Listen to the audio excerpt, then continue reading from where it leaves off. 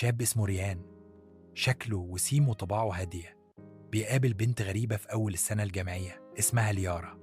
جمالها يخطف الأنفاس، وعيونها لونها بنفسجي نادر، وطريقتها في الكلام فيها سحر غامض. مع الوقت ريان بيقع في حبها، وهي كمان بتبادله حب مش طبيعي، حب نقي ومجنون في نفس الوقت، بتحميه من كل شيء، حتى من أصدقائه اللي بدأوا يبعدوا عنه من غير سبب.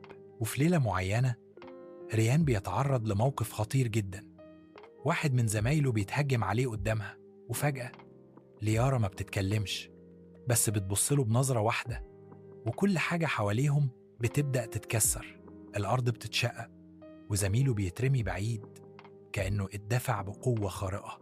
ريان بيتصدم ويبصلها ويقول: انتي ايه ده؟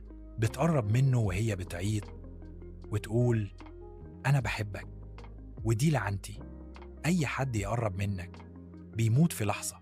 استنى الجزء التاني.